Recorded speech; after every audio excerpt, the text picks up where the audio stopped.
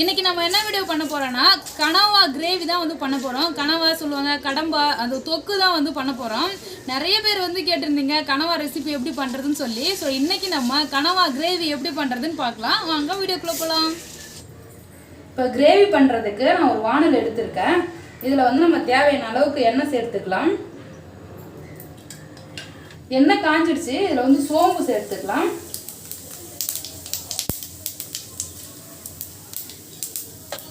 சோம்பு நல்லா பொரிஞ்சது. இதில் பொடியாக கட் பண்ணி வச்சுருக்க வெங்காயம், இது வந்து நான் 2 மீடியம் சைஸ் ஆனியன் எடுத்து நல்லா பொடியாக கட் பண்ணி வச்சுருக்கேன். இதை சேர்த்துக்கிறேன். ஆனியன் சேர்த்து நல்லா வதக்கிக்கலாம். ஆனியன் பாருங்கள் நல்லா ப்ரௌன் கலராக வதங்கிடுச்சு. இது மாதிரி வதங்கினாதான் அந்த ஆனியன் வந்து கிரேவியில் இருக்கிறதே தெரியாமல் இருக்கும். இப்போ வந்து இஞ்சி பூண்டு பேஸ்ட் வந்து சேர்த்துக்கிறேன். 1 டீஸ்பூன் அளவுக்கு இருக்கும் நான் சேர்த்துருக்கேன். இஞ்சி பூண்டு பேஸ்ட் கொஞ்சம் அதிகமாகவே சேர்த்துக்கங்க, அப்போ தான் அதனோட ஸ்மெல்லு வந்து தெரியாமல் இருக்கும். இஞ்சி பூண்டு பேஸ்ட்டு நல்லா வதங்கிடுச்சு. அதனோட பச்சை வாசனை எல்லாம் போயிடுச்சு. இப்போ வந்து இதில் வந்து மசாலா சேர்த்துக்கலாம். உங்கள் காரத்துக்கு ஏற்ப ரெட் சில்லி பவுடர் சேர்த்துக்குங்க. இதில் தனியா பவுடர்,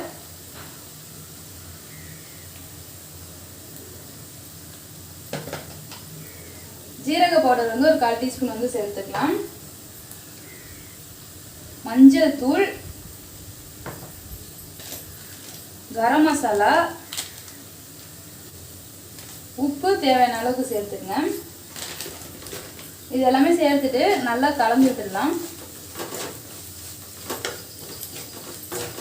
மசாலாலாம் உங்களுக்கு எந்த அளவுக்கு தேவையோ அந்த அளவுக்கு சேர்த்துக்கங்க. நான் ஏன்னா கொஞ்சமாக தான் எடுத்துருக்கேன் இன்னைக்கு கிரேவி செய்யறதுக்கு கனவா. ஸோ அதனால நான் வந்து எனக்கு தேவையான அளவுக்கு எடுத்திருக்கேன்.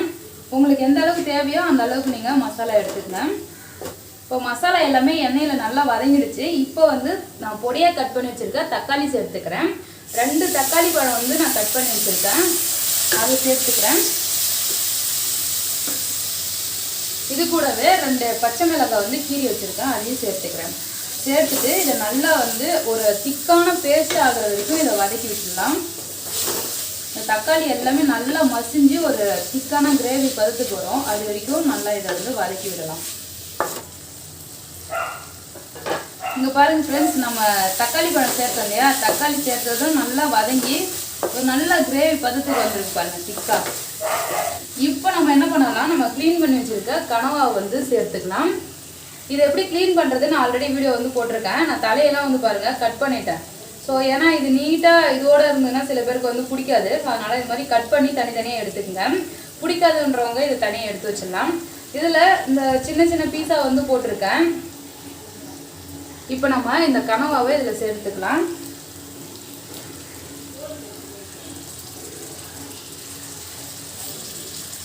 கனவா சேர்த்துட்டு நல்லா இதை கலந்து விடுங்க.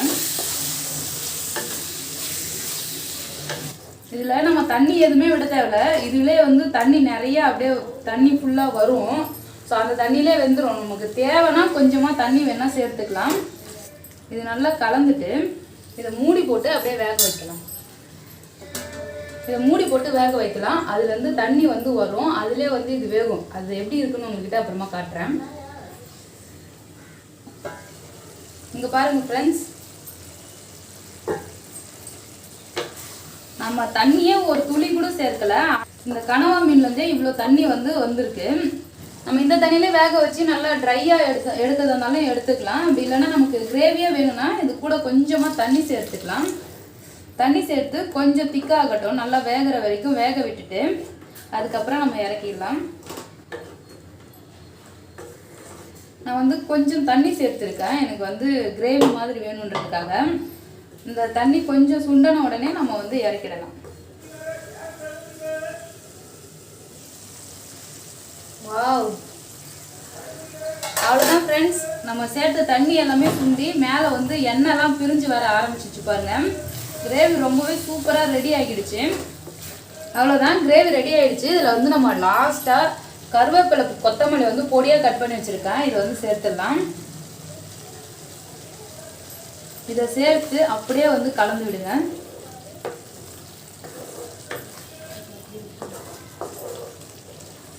அவ்வளோதான், ரொம்பவே சூப்பராக நல்லா டேஸ்டியான கனவா மீன் கிரேவி வந்து ரெடி ஆயிடுச்சு. இங்கே பாருங்கள், அவ்வளோதான், ரொம்பவே டேஸ்டியாக நல்ல அருமையான கனவா கிரேவி வந்து ரெடி ஆயிடுச்சு. கண்டிப்பாக நீங்கள் இது மாதிரி வந்து ட்ரை பண்ணி பாருங்கள், ரொம்பவே சூப்பராக இருக்கும். நீங்கள் செஞ்சு பார்த்துட்டு எப்படி இருக்குன்னு சொல்லி உங்கள் ஃபீட்பேக் கீழே கமெண்ட் பாக்ஸில் கமெண்ட் பண்ணுங்கள்.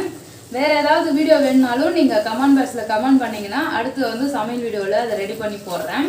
அவ்வளோதான் ஃப்ரெண்ட்ஸ், இந்த வீடியோ உங்களுக்கு பிடிச்சிருந்ததுன்னா லைக் பண்ணுங்கள், ஷேர் பண்ணுங்கள், கமெண்ட் பண்ணுங்கள். நம்ம சேனல் இது வரைக்கும் சப்ஸ்கிரைப் பண்ணலாம், சப்ஸ்கிரைப் பண்ணிக்கங்க. ஓகே, டாட்டா, பாய்.